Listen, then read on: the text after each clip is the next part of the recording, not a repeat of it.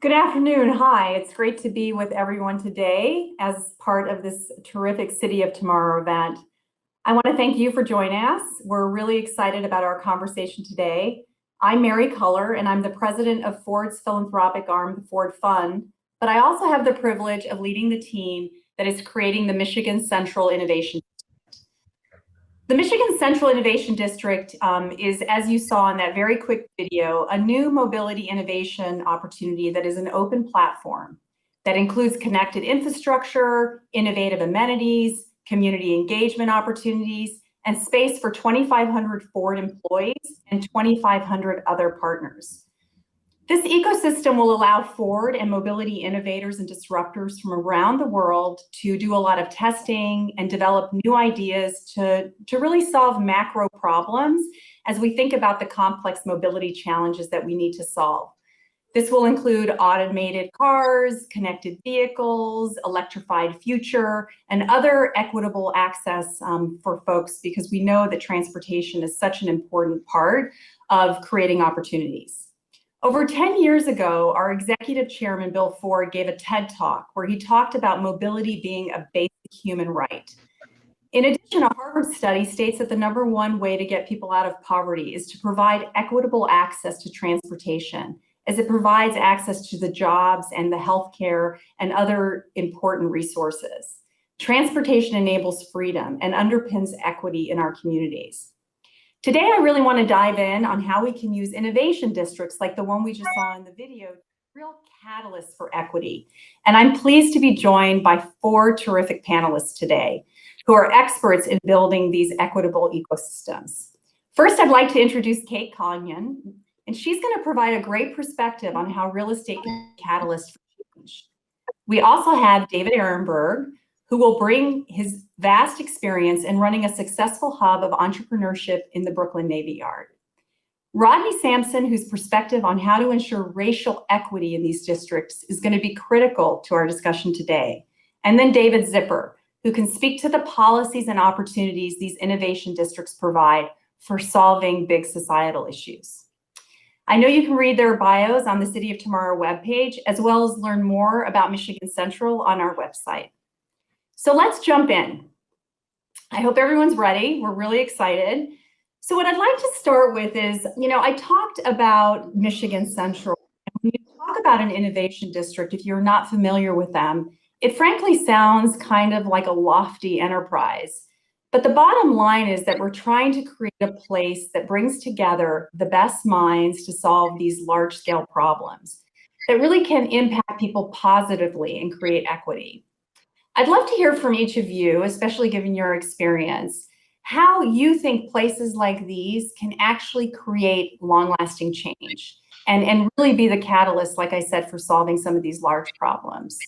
So I thought actually we'd start with you, Kate, because I know you've had a lot of experience on the real estate side, and just get your perspective, given you've benchmarked a lot of these types of places. How have they been able to take opportunities and create change for people? Thank you. These places are both a place from a real estate standpoint and programmatically that function by bringing, as you described, the greatest minds together across businesses in all stages of formation, across academia, across nonprofits, and by combining those individuals, those interests, generating new ideas, new innovations that can spur additional business formation and job growth, and really transform regional economies. We've seen the economic impacts that can have in districts around the country. Research Triangle Park, just one example. Since its founding in 1950, it powered population growth in the Research Triangle region of North Carolina at twice the pace you saw across the state, and fueled an innovation cluster that's today responsible for over 80,000 jobs and nearly 170,000 related jobs. Now, those numbers are important in their own right because of the economic and tax impacts they have at the local and state level, which in turn can provide services broadly. But when implemented with equity as a focus, innovation districts can have direct impacts within local communities, building wealth by strengthening connections between education, jobs, and entrepreneurship opportunities, creating physical connections to surrounding communities that provide new homeownership opportunities, fuel additional affordable housing, and strengthen local retail, and can create on-site amenities, open space, programming that benefits the broader community and the broader region. And that's really the gold standard that we want to aspire to, recognizing the economic outcomes as a core metric and benchmark of success, but also that equitable participation institutionally and in the jobs and employment that are generated. So you spoke to that equitable piece, and I know, Rodney, I mean, this feels really important. So many of these innovation districts, sometimes people focus on the technology and sort of the business aspect, but I think if you can bring the right pieces together, how do you see that actually being able to solve issues around racial equity?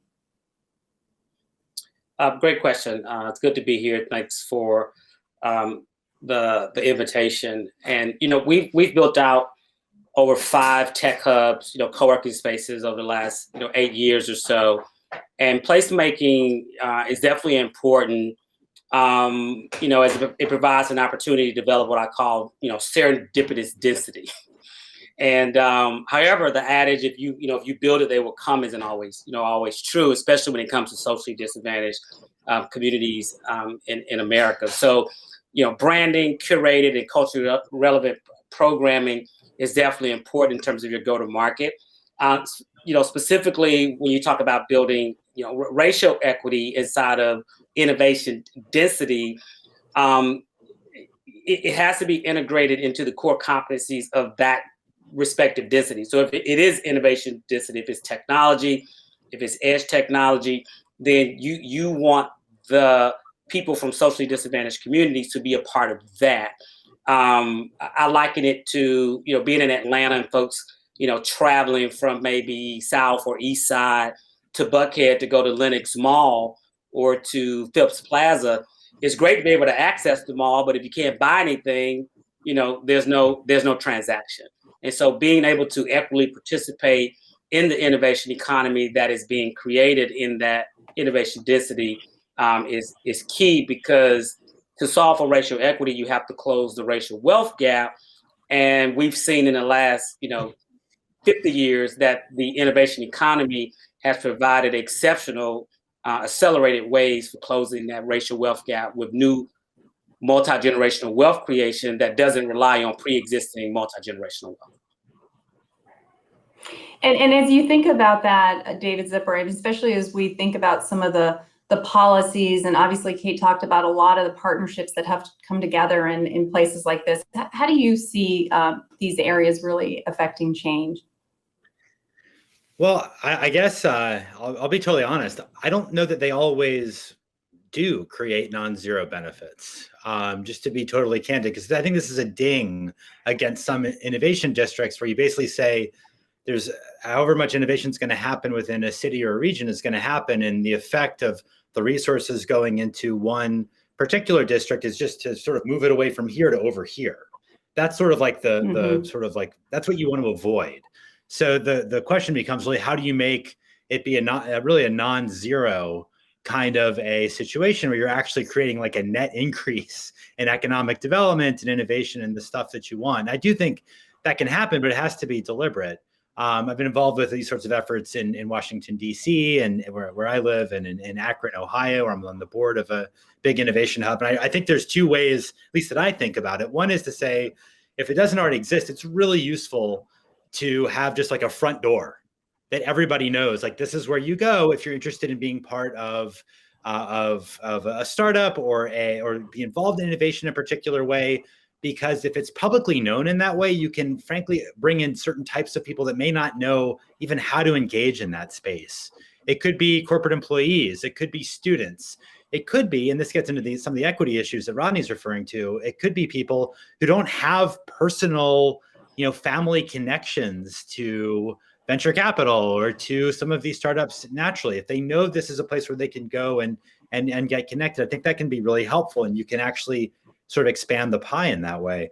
And then the other point I would make is the other way that I think innovation districts really can sort of be net winners is by facilitating those kinds of constructive collisions where you bring people together who wouldn't have otherwise met of various kinds. And then the sort of like the art and the beauty happens when they're able to create something that they wouldn't have been able to do in isolation. That's what I think you want to see happen, because nobody wants, it's intuitive, right? It doesn't help if you just sort of take the kinds of innovative activities that were already happening and put them in one place. You've got to be able to deliver more than that.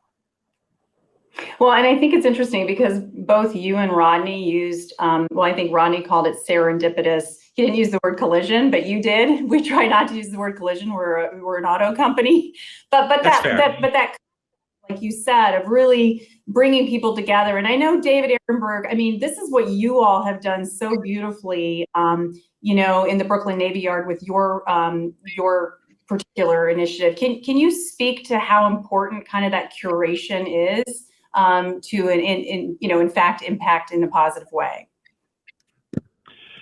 Yeah, absolutely. I also want to touch a little bit on what some of the other panelists have talked about, but you know, the Brooklyn Navy Yard is quite large. We have 6.5 million square feet of real estate under roof. So we have the luxury of a very large platform. And what we've tried to do here is curate a mix of tenants who frankly would struggle to find space in New York City's regular real estate market, or at least affordable and stable space, but who want to and need to be in New York for just those kind of creative collisions, and to draw on the top talent of New York City. And so they're kind of, for lack of a better term, kind of orphans who might not be able to afford the top premium rents that a standard tech company can afford, but who are drawing on and contribute to the economy of New York. So we've curated that mix, but we are large enough where we don't need to pick one of this and one of that and one of the other. We've really taken what I think of as a kind of an urban approach of just throw a whole bunch of things in a sandbox, help them figure out how to play together, and then great things are going to happen. I would, pivoting on that point, I think to answer your original question about how these kinds of districts can help solve major challenges for our country, I see as a fundamental challenge for cities like New York and Atlanta and Detroit, you know, Class A cities, that one of the existential challenges, certainly climate change is one of the existential challenges, but the other existential challenge that I think about for cities like us is connecting all New Yorkers to these innovation jobs. And that innovation can be a force for closing the racial wealth gap and the wealth gap in our society in general, but it's also proved to be the opposite and a driver of inequities and displacement. And even if not, then certainly perceived to be that. And the one thing that these districts can do is curate that mix, in addition to the entrepreneurs and companies, curate the mix of services that are necessary to really face that challenge honestly and ask and experiment in how to connect all residents to both the entrepreneurial opportunities, the educational opportunities, and the job opportunities that, when it's just in a region, may be quite hard to make those connections, even if there is transportation. I think transportation is necessary, but perhaps not sufficient to answer that question of connecting people to these next generation of jobs. Well, and you know, it's interesting because as our team thinks about building out Michigan Central, you know, we always say, and we start by saying, you know, this is not a real estate development, right? This is really about building a community. It's about pulling together something really mission-based in a lot of ways, because we do want to bring that connection to communities. And so, Kate, I mean, as you think about this, I mean, does that sound like the right approach? How do you view it? I mean, you're really an expert in real estate, but as you think about these communities, it goes beyond that.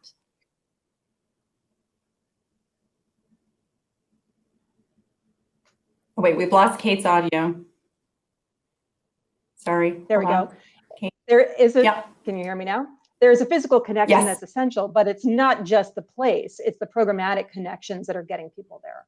And that often means partnering, the innovation district itself, but partnering with the institutions that already exist within communities to determine, both, how do you best reach people who could really benefit from services or programs that are going to link them to whether it's educational or employment opportunities within the district itself. And connecting to those providers of those services who know best and already have those capacities that exist.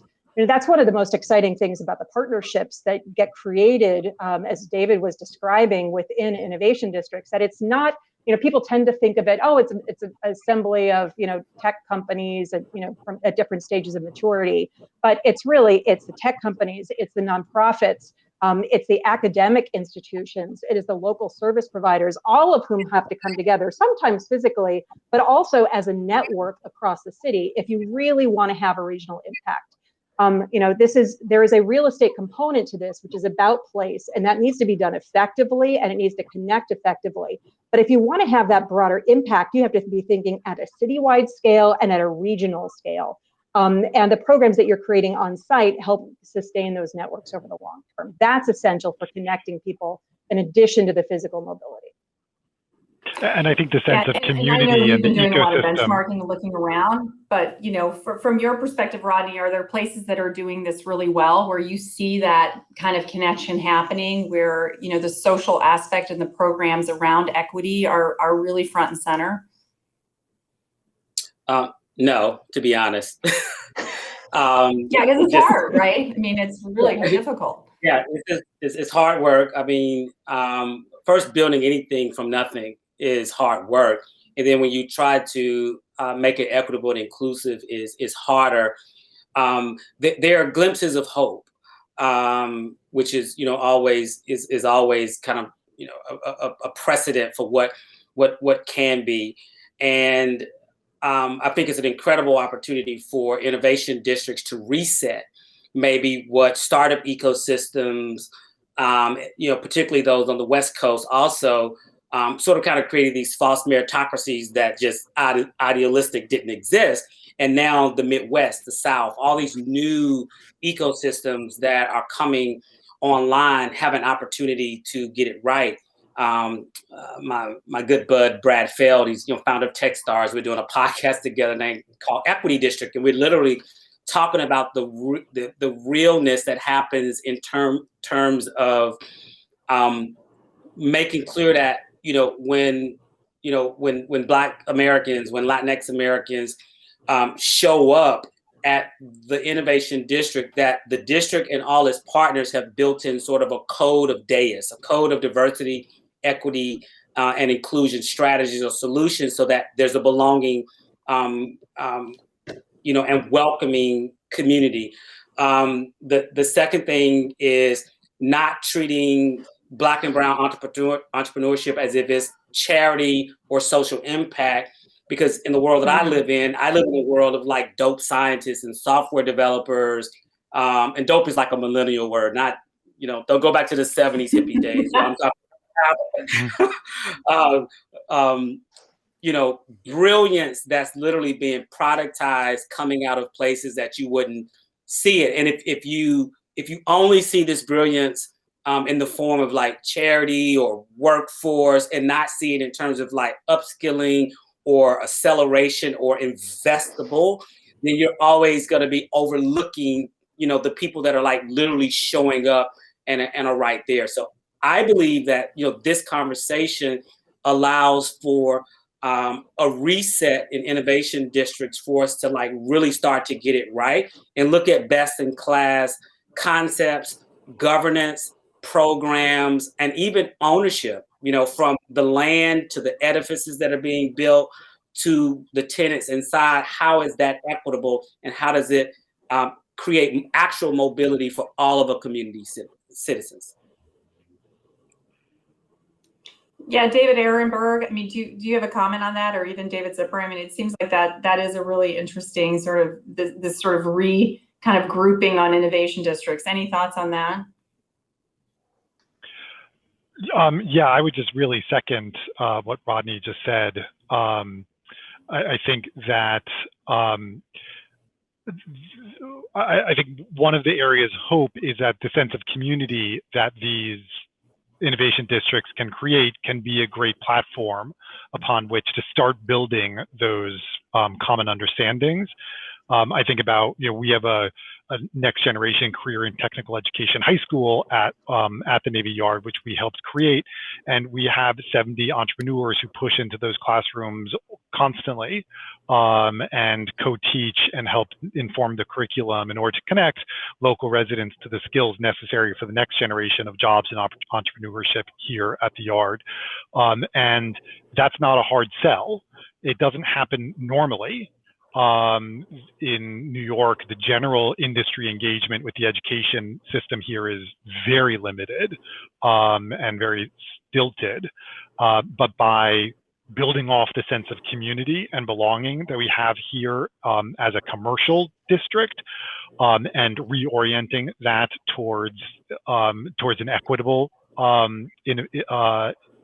innovation that we made here, we think, we found that we were turning entrepreneurs away from being involved in this high school, and same thing with our partnerships with the local public universities and community colleges. There's a real willingness to work on these issues, and the innovation districts can help funnel that and organize it and provide that kind of connective tissue between private industry and the nonprofits or the public education system, et cetera. Well, and David Ehrenberg, I was a lot about what Kate said early on about just the importance of bringing together, the right mix of people, including academic institutions and some of these other partners and foundations. And it always sounds, it sounds easier than it is, right? Because everyone sort of has kind of their own sort of silos sometimes around things that they're working on. So, have you seen that come together in a place that really showcases how that leveraging all those different partners can really make a huge difference? Sorry, which David was that too? Sorry, excuse me, David Zipper.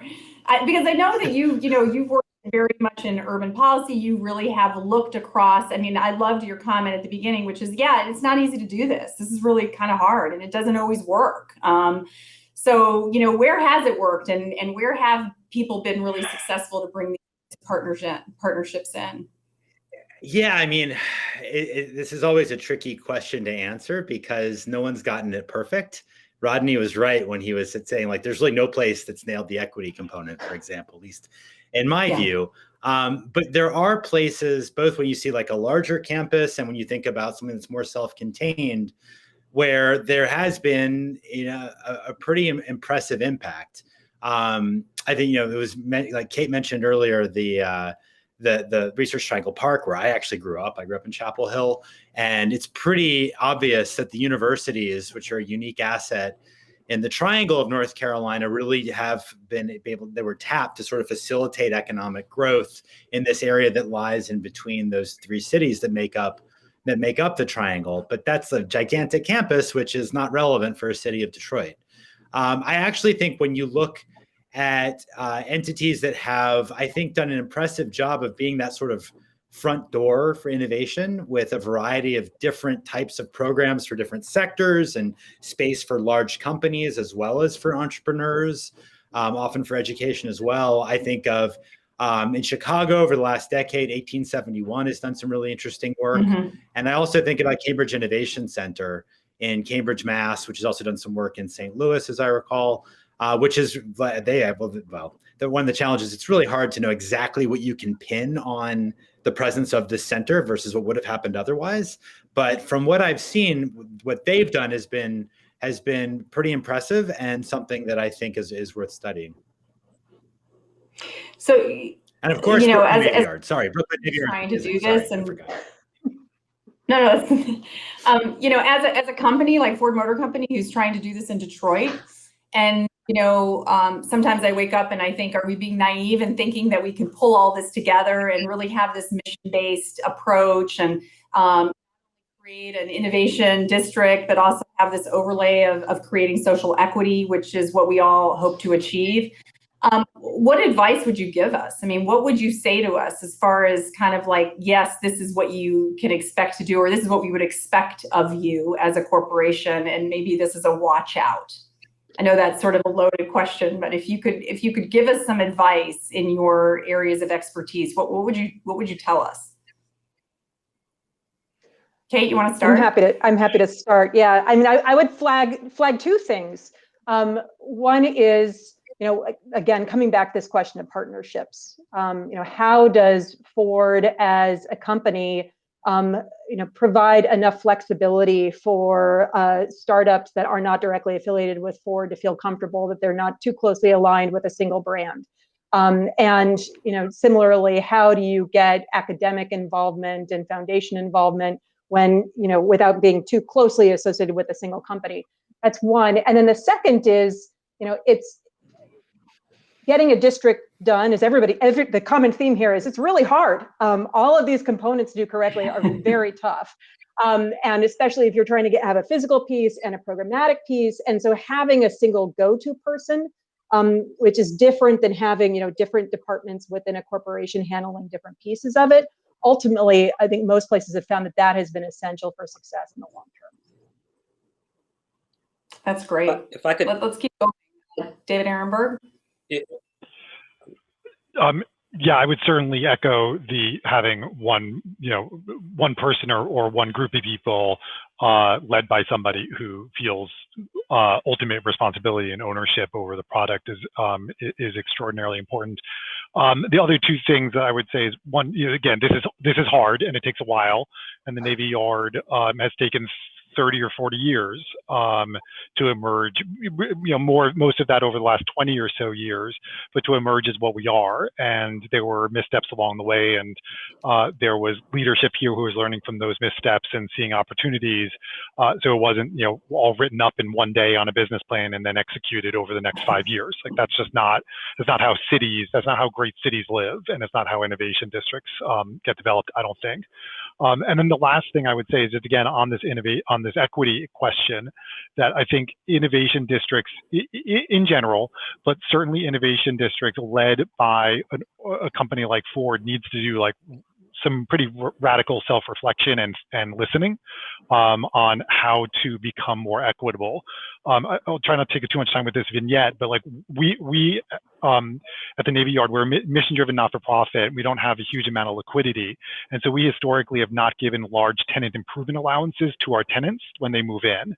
And 5 years ago, we took a real hard look at ourselves and said, you know what, that was driving to unequal opportunities at the Yard for entrepreneurs. Because if you had the liquidity to spend $200,000 building out a space, you got this wonderful entrepreneurial opportunity of being part of our community. But if you or your family did not have that wealth, then the door was somewhat closed to you. And that was purely because we were a small, illiquid, not-for-profit. Great intentions, all of that. But we had to look at ourselves, and this was partially because we did some real serious listening as well, and said, you know what, that's a problem. That is us being an active participant in a larger and historic societal problem. And now we're going about solving that problem. But it's not something that would have flashed in our faces, right? We were just off leasing as a nonprofit. We were doing our job. We were doing good stuff. Right. We were bringing in great tenants. But it was that act of really self-reflection and hard self-reflection that I think has gotten us to now a next level in equity. Yeah, no, that's really helpful. If I could chime in, I think being, Ford, you have an incredible opportunity leading as a corporation, building this innovation district to set a precedence for others around the country. And really, the equity work is hard, but when you partner with people who actually do that work, and you basically say, you're that person or you're that company, and how much do you need? Here's your budget. Perform. Give us the metrics. And what's interesting is there's kind of a community of Black tech startup and venture ecosystem builders that are coming together around the country, where you literally could bring in the best in class programming and help them scale in your region and then that will probably give them the capacity to scale in other regions as well. It's not that much to choose from, which means you can go straight and get, let me see, well, Ford doesn't have Rolls Royce. Give me your best car. You can go right to and get your best. That's the wrong manufacturer. Right. You can get the best vehicle from Ford, right? The Navigator. You can get the Navigator of racial equity for equity districts today. So. Well, I always say we really need to be honest about what we don't know how to do, right? And so it's really important for us to partner with the right people who know how to do that. And so before we go to questions, I'm going to go to you, David Zipper, because you started us with this is really hard and it doesn't always work. So what advice would you give us? Well, I mean, it is hard. It's like I was thinking about that old adage about how do you eat an elephant, like one bite at a time. You just got to start with some of your strengths. You are Ford, you're a transportation company, largely. And by the way, innovation can come in forms beyond, the startup that many people first think of. Policy innovation is extremely valuable, particularly since you're talking about improving the lives of people throughout Detroit or southeastern Michigan, not specifically those who are working at Michigan Central. So to me, I think of a chance that you can have, particularly as you invite in the universities, which I know you're going to do, to run pilots. Look at things like parking cash outs or guaranteed ride home programs, which we don't have time for me to explain what those are. But these are things that universities can help you sort of do the analysis to understand if your workers or people who are living nearby are finding to be valuable. Publish the results, and you're Ford. Other employers in southeastern Michigan are going to listen to you and learn. And to me, that actually, and also I'm sure the city of Detroit is going to be very interested in the findings there, Wayne County. And that to me also leads to opportunities to be not just a place, an engine of economic development, but actually a place where innovative policies can be born that support people's lives all throughout the area.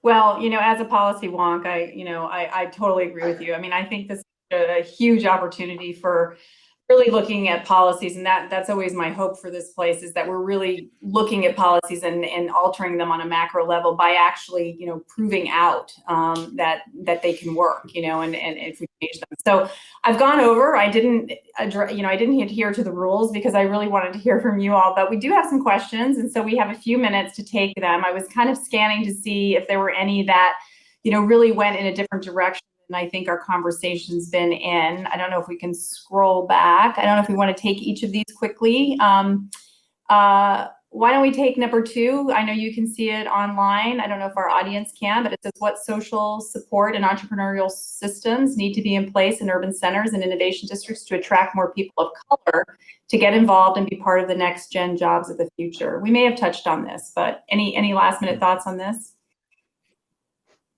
Yeah, I'll tap into this one. We, a couple of years ago, released some research with a report that was commissioned by the Federal Reserve Board, and the bank we worked with was in Kansas City. And Dale Gines, I encourage you to look up Dr. Dale Gines and his work there. But we put forth a ecosystem development pyramid that showed where people of color or people from socially disadvantaged communities are mostly starting in terms of how they're introduced. So you really have to start more so than with social support, because everyone doesn't need social services. It's really starting with early exposure.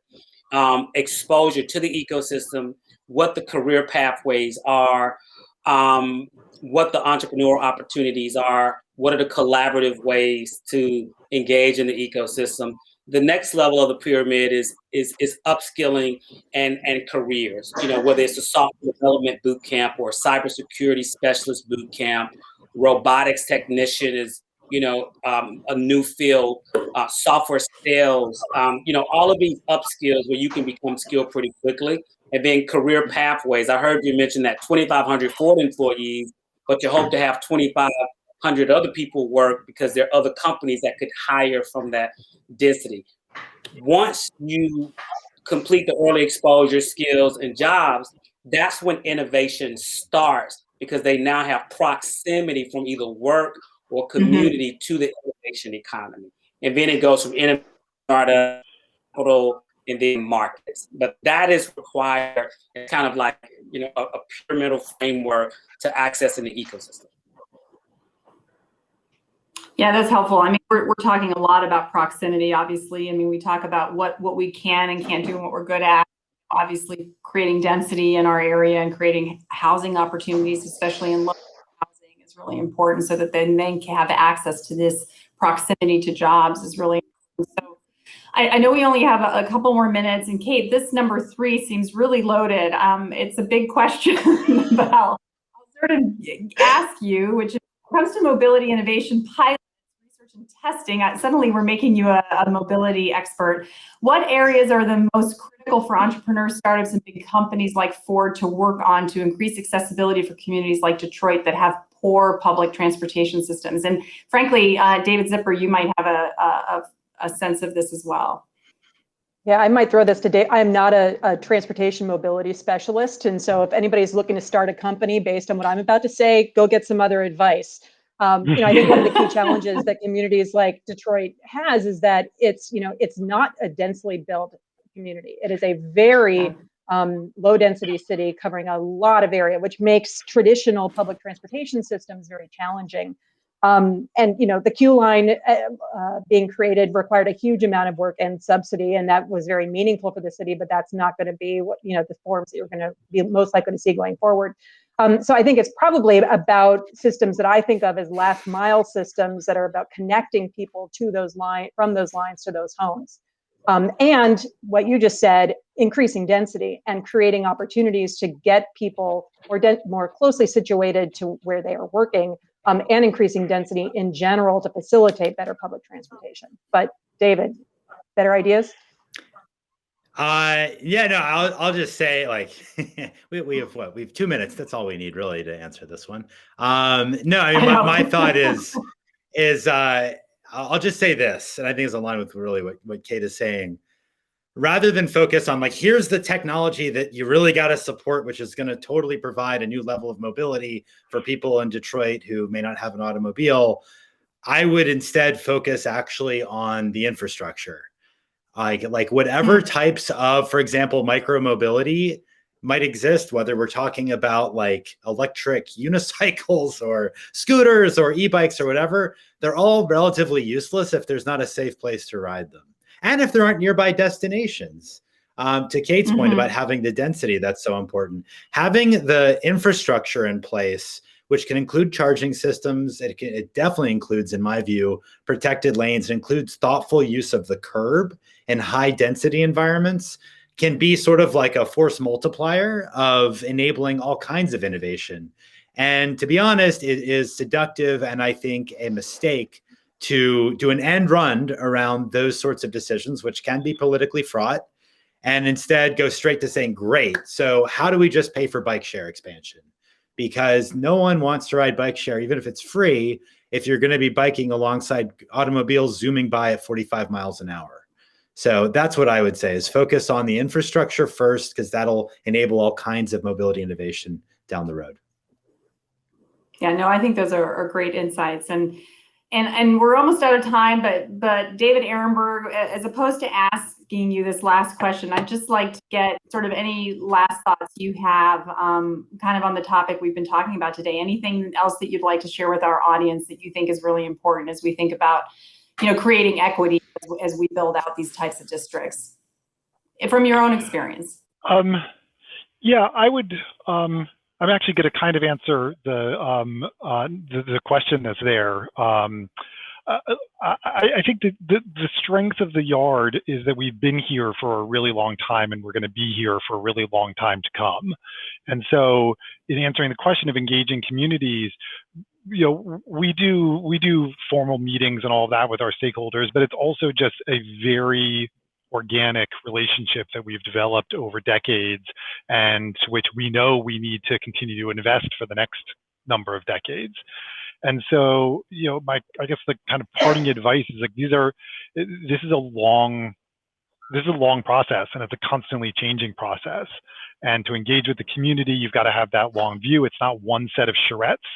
It is investing in the relationships, and in terms of getting the right partnerships and the right tenants and the right ecosystem and community, it really is that that long view, the constant focus on it by one individual or part of the organization that's solely focused on the district, and that level of attention and care, I think, is really at the core of the ones that have worked well. And certainly that's been at the core of our success at the Yard, I'll say.